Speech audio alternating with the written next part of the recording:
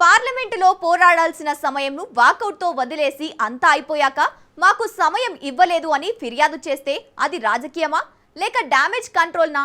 ఇప్పుడు ఇదే ప్రశ్న వైసీపీ లోపలే వినిపిస్తోందట.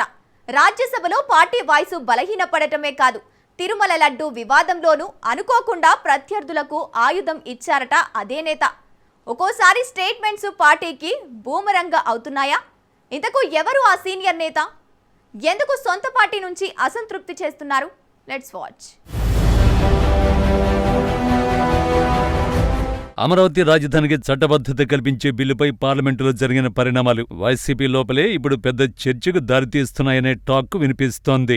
లోక్సభ, రాజ్యసభలో వాకౌట్ ద్వారా నిరసన తెలిపిన వైసీపీ ఎంపీలు ఆ సమయంలో గట్టిగా పోరాడాల్సిన అవకాశాన్ని వదిలేశారనే విమర్శలు విదిన్ పార్టీలో వినిపిస్తున్నాయి. ముఖ్యంగా రాజ్యసభలో పార్టీ వాణిని బలంగా వినిపించాల్సిన బాధ్యత పార్లమెంటరీ పార్టీ నేతగా ఉన్న సుబ్బారెడ్డిపై ఉండగా అదే స్థాయిలో ప్రదర్శన కనిపించలేదన్న అసంతృప్తి ఆఫ్ ద రికార్డుగా వ్యక్తమవుతోంది.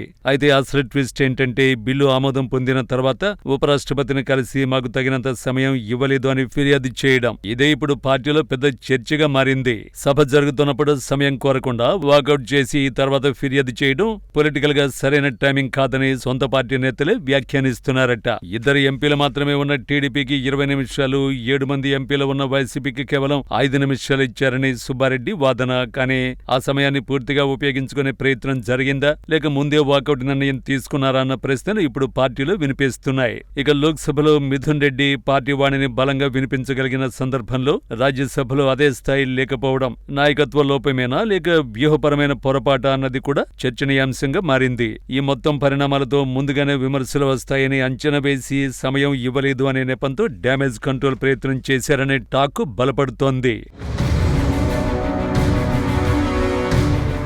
సుబ్బారెడ్డి వ్యవహార శైలిపై పార్టీలో అసంతృప్తి ఒక పార్లమెంటు వ్యవహారంతో మాత్రమే పరిమితం కాలేదు. తిరుమల లడ్డు వివాదంలో కూడా ఇదే తరహా పరిస్థితి కనిపించింది. టీడీపీ కూటమి ప్రభుత్వం వైసీపీ హయాంలో లడ్డు కల్తీ జరిగిందని ఆరోపణలు చేసినప్పుడు వైసీపీ నేతలు ఆ ఆరోపణలను ఖండిస్తూ రక్షణాత్మకంగా వ్యవహరించారు. కానీ అదే సమయంలో మీడియా ముందుకు వచ్చిన సుబ్బారెడ్డి కల్తీ జరిగింది అనే భావన వచ్చేలా వ్యాఖ్యలు చేయడం పార్టీకి పెద్ద ఇబ్బందిగా మారిందనే టాక్ ఉంది.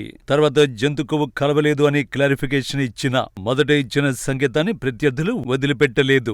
సీఎం చంద్రబాబు సహా కూటమి నేతలు అదే పాయింట్ పట్టుకుని వైసీపీపై రివర్స్ అటాక్ చేశారు. దీంతో వైసీపీ పూర్తిగా డిఫెన్సివ్ లకు వెళ్లాల్సి వచ్చింది.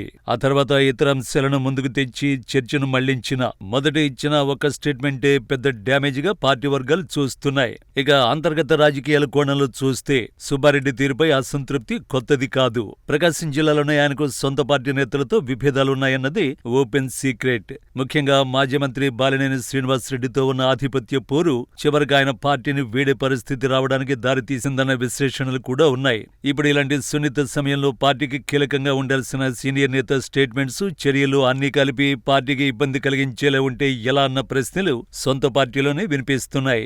ఒకవైపు పార్లమెంటు వ్యూహం, మరోవైపు పబ్లిక్ స్టేట్మెంట్స్, ఇంకోవైపు అంతర్గత విభేదాలు. ఇవన్నీ కలిపి చూస్తే ఇది కేవలం వ్యక్తిగత స్టైల్ సమస్యనా లేక పార్టీ స్థాయిలో పెద్ద ఇష్యూ అవుతుందా అన్నది ఇప్పుడు కీలక చర్చగా మారింది.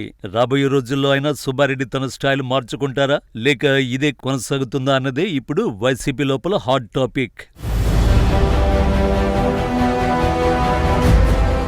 పార్లమెంటులో పోరాటం, పబ్లిక్లో స్టేట్మెంట్స్ రెండు కంట్రోల్లో లేకపోతే పార్టీ ఇబ్బందుల్లో పడదా? సీనియర్ నేత అనుభవం పార్టీకి ప్లస్ అవుతుందా లేక మైనస్ అవుతుందా? ఇప్పుడు వైసీపీ లోపల ప్రశ్నలు మారుమోగుతున్నాయి.